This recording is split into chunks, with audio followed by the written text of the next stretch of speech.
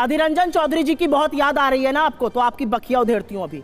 Adhir Ranjan Chaudhary personal का हो जाती है, अभी मजा आएगा ना। बोले वो पार्टी का बयान है, इसलिए मैं कह रहा हूं इसमें कोई बात बताइए। हाँ या ना? विवेक देबरॉय का समर्थन करते हैं या विरोध करते हैं? हाँ या ना में जवाब दीजिए।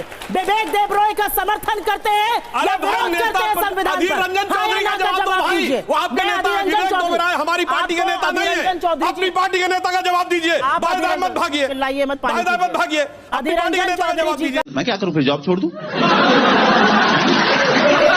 वो गलत था, ये कह सकते हैं 10 साल से ये गलती कर रहे हैं, ये कह सकते हैं कि विवेक देबरॉय ने गलत किया संविधान बदलने की बात कर। इनकी हैसियत है बोले मणिपुर पर।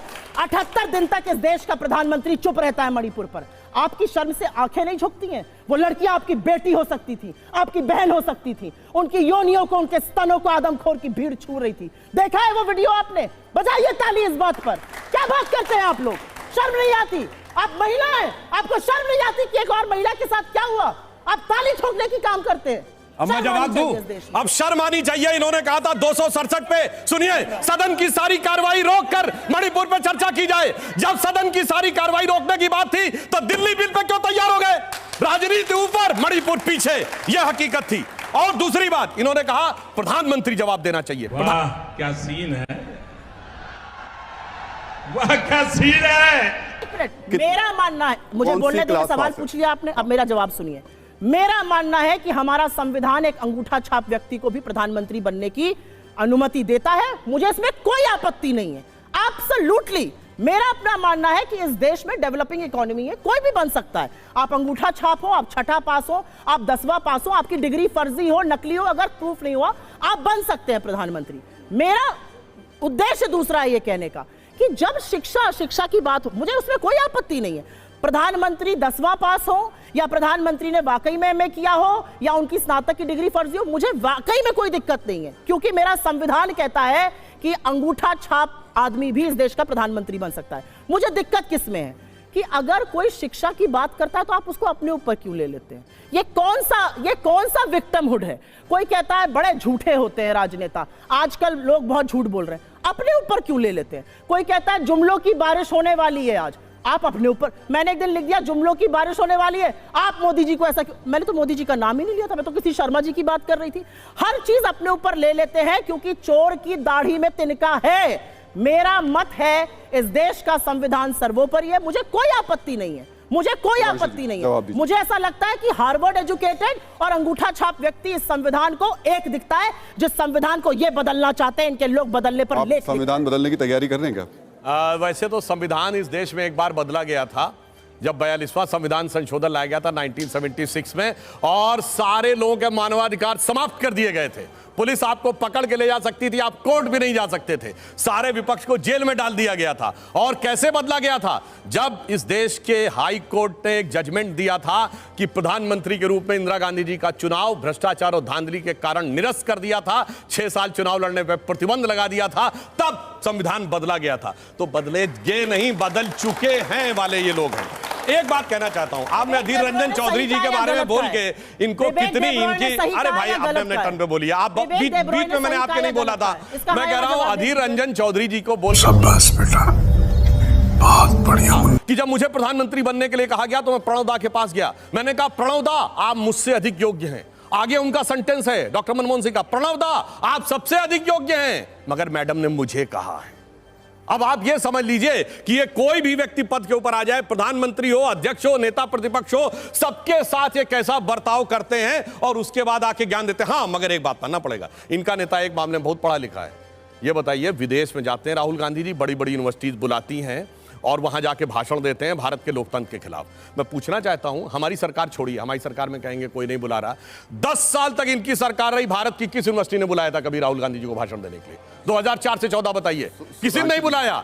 ये विदेश में ही जाके क्यों बुलाते हैं? अचानक सारी उनकी विद्वता, पढ़ाई लिखाई विदेश में ही, और उन लोगों के साथी नजर आते हैं जो भारत विरोधी एजेंडा के हिस्से होते हैं। जरा इसको भी पढ़ने की, लिखने की बहुत जरूरत है। लेकिन जो सवाल पूछा था उन्होंने, विवेक देबरॉय जो उन्होंने कहा संविधान बदलने के बाद, सही कहा है या क्या गलत सही कहा है? कहा या हाँ या ना गलत में कहा? जवाब दीजिए। मैं पूछ रहा हूं। भाई संविधान विवेक बदलना दोबेराय चाहिए। ना मुझे इस वक्तव्य की कोई जानकारी है, ना विवेक दोबेराय जी भारतीय जनता पार्टी के कोई सदस्य हैं, प्राइम ना मिनिस्टर इसके के चीफ कॉन्टेक्स्ट की इकोनॉमिक जानकारी एडवाइजर है। के मैंने तो काउंसिल ये के उदाहरण अध्यक्ष दिया, सुनिए, मैंने तो कहा संविधान बदल चुके हैं। अब बताइए संविधान बदला था या नहीं, बोलिए। मैं बता देता हूं अरे उन्होंने बोलिए क्या ना, कहा। एक मिनट पहले ये कह दें संविधान बदला था या नहीं, सारे ह्यूमन राइट समाप्त कर दिए थे नहीं, बोलिए हाँ या ना, बोलिए हाँ या ना, बदल चुके हैं पे बोलिए ना। किसी ने कहा, कोई कह रहे हैं, इस कॉन्टेक्स्ट को छोड़िए, जो हो चुका उस पे जवाब सुधांशु जी कोई नहीं है, महत्वपूर्ण व्यक्ति है। उसको कन्नी से काटती हूं, क्या कन्नी से कहते तो हैं? बताइए ना, सुनिए। आप तो बदल चुके हैं ना। Vivek Debroy prime minister economic advisory council के अध्यक्ष हैं, प्राइम मिनिस्टर द्वारा अपॉइंटेड हैं। उन्होंने एक लेख लिखा कि भारत का संविधान बदल देना चाहिए। आप उसका समर्थन करते हैं या उसकी खिलाफत करते हैं? चलिए, मैं और अगर खिलाफत करते हैं तो सैक करिए उनको, बर्खास्त करिए ऐसे व्यक्ति। जवाब ले लेते हैं। चलिए इन्होंने एक मिनट, इन्होंने बहुत बोला, इन्होंने नेता जवाब प्रतिपक्ष तो को लेने बोला। दीजिए। अरे एक मिनट, जवाब आप ही के सवाल का जवाब मेरे साथ जवाब ले आपके लीजिए। सवाल का जवाब ले लेता हूं, बताइए। चलिए अब मैं बताता हूं, इन्होंने तो कहा विवेक दोबेराय का, डिस्कॉर्ड आप दे सुनिए, रहे हैं। आप ही के सवाल का जवाब इनके नेता प्रतिपक्ष अधीर रंजन चौधरी ने 370 के ऊपर सदन के पटल पर कहा कि भारत के संविधान के अनुसार भारत सरकार को अधिकारी नहीं है ये 370 चेंज करने का, चूंकि ये यूएन का मुद्दा है। बोलिए आप सहमत है कि नहीं? ये तो आपके नेता प्रतिपक्ष का बयान है, जवाब दीजिए। पर उसका फ्लोर ऑफ द जवाब, हाउस पे जवाब है। उसका जवाब तो दे सवाल का दीजिए। जवाब विवेक दीजिए। दोबराय ने अरे जो कहा भाई वो मैं कह सही रहा है या हूं, क्या नहीं है? बात आप कर रहे हैं? सरकार का व्यक्ति नेता प्रतिपक्ष संसद के पटल पर, क्या बात है सर, क्या बात है सर, क्या बात, ये बात है। अरे सर भाई। क्या, अरे आपकी बात ही क्या बात जवाब दे रही हूँ? अधीर रंजन चौधरी अरे की पहले नेता जवाब प्रतिपक्ष दीजिए, है। 370 पर उनका बयान सही था या नहीं, बोलिए हाँ या ना। आप पार्टी के प्रवक्ता हैं। बोल चुके हैं। हाँ चलिए अब जवाब ले लेते हैं। अधीर रंजन चौधरी जी नेता प्रतिपक्ष हैं। अधीर रंजन चौधरी जी लोकसभा में बोल रहे थे, वो बंगाली है, मुझे नहीं पता यहां पे कितने लोग बांग्ला भाषा जानते हैं। बांग्ला भाषा में नीरव का मतलब होता है जो व्यक्ति चुप रहता है, रणछोड़ जो चुप रहता है। अधीर रंजन चौधरी जी ने बोला मोदी जी नीरव मोदी बन गए हैं, धृतराष्ट्र बन गए हैं और लड़कियों के साथ वो हो रहा है। आप मुझे सिर्फ एक बात का जवाब दीजिए, अधीर रंजन चौधरी जी को निलंबित कैसे कर दिया आपने सदन से? आप सदन से निलंबित करते हैं विवेक देबरॉय को, आप संजय सिंह को खड़े हो जाते हैं, डेरेक ओब्रायन को, आप ऐसे कैसे कर सकते हैं? आप सदन में लोगों का निलंबन क्यों करते हैं? क्या सदन आपकी बपौती है? इस बात का जवाब दीजिए। डेरेक ओब्रायन निलंबित नहीं है। अधीर रंजन चौधरी जी को आपने निलंबित किस बेसिस पर किया, क्यों किया? यह लोकतंत्र का हत्या नहीं है तो क्या है? इस बात का जवाब दे दीजिए। और एक मिनट, बरगलाइए मत इस जनता को। इमरजेंसी कॉन्स्टिट्यूशनल प्रोविजंस में लगी थी।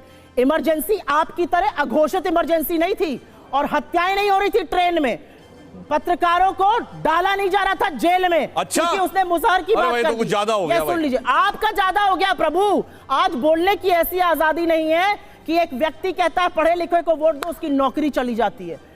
उत्तेजना कहीं और दिखाइएगा। ये उत्तेजना मणिपुर की नग्न लड़कियों को देखकर दिखानी चाहिए थी, शर्म आनी चाहिए। प्रधानमंत्री, जबकि 267 के तहत संबंधित मंत्री यानी गृह मंत्री जवाब दें, कोई बात नहीं। आप अविश्वास प्रस्ताव लाए, मैं कहता हूं जाके दर्शकों से चेक करिए कितना परसेंट बोला विपक्षी नेताओं ने मणिपुर पे। 5% भी नहीं बोला। इसका मतलब राजनीति थी, मणिपुर के प्रति संवेदना नहीं थी। और तीसरी बात, जब प्रधानमंत्री जी मणिपुर पे बोलने के लिए आए तो भाग खड़े हुए। क्यों भाग खड़े हुए? जबकि नियम के अनुसार गौरव गोगोई ने यह प्रस्ताव रखा था। रूल यह कहता है कि जब फाइनल रिप्लाई मिल जाएगा प्राइम मिनिस्टर का, तो जिसने अविश्वास प्रस्ताव रखा है उसे एक बार रिबटल करने का मौका दिया जाएगा। वो मौका भी छोड़ दिया। और जहां तक महिलाओं की सम्मान की बात है, तो याद करिए इस देश में वो भी एक समय था जब कश्मीर में कहा गया था हिंदुओं अपने घरों को छोड़ के चले जाओ और अपनी महिलाओं को छोड़ के चले जाओ। तब उस समय कोई चू निकला था। और सुनिए, इतना ही नहीं, गिरजा टिक्कू के साथ रेप करके आरे से काट दिया गया था। और उन लोगों ने जो किया था, उस यासीन मलिक को बुलाकर प्रधानमंत्री आवास में आवभगत की गई, जिसकी बीवी इस समय जाके पाकिस्तान की कैबिनेट में शामिल हो गई है। इतना ही नहीं, इनके मुख्यमंत्री ने कहा केरल में ओमन चांडी जी, जिनकी डेथ हो गई, कि 300 लड़कियों को किस ढंग से यौन शोषण करके उनको धर्म परिवर्तन किया गया, उसका इन्होंने मजाक उड़ाया आके। अगर आपके दिल में ईमानदारी से है तो फिर चाहे कश्मीर हो या केरल, कोई भी जगह हो, चाहे राजस्थान हो या मध्य प्रदेश हो, या अभी देखिए डेरेक ओब्रायन को तो सस्पेंड नहीं किया गया। अरे वहां पे आपके कार्यकर्ताओं की हत्या हो रही है और आप डेरेक ओब्रायन का साथ दे रही हैं। इससे बड़ा शर्म की बात और क्या हो सकती है कि अपने कार्यकर्ताओं के जनाजों के ऊपर रख के भी राजनीति। सुधांशु जी, अब मैं सवाल का जवाब ले लेता हूं, लेकिन ये कहते हुए लेता हूं कि गृह मंत्री के भाषण के अलावा, गृह मंत्री के भाषण के अलावा भाषा की बात कही, अधीर रंजन चौधरी जी बंगला भाषी और ऐसा बचाव लेते हैं कि वो राष्ट्रपति के लिए अपमानजनक शब्द बोल गए थे, राष्ट्रपत्नी, और कहा मैं हिंदी भाषी नहीं हूं। पहली बात तो मैं कहूं, भारत का कोई भी भाषा भाषी ऐसा नहीं है जिसको पति और पत्नी शब्द का मीनिंग ना पता हो। चलिए मान लिया उनसे गलती हो गई, मगर ये कितना हास्यास्पद है।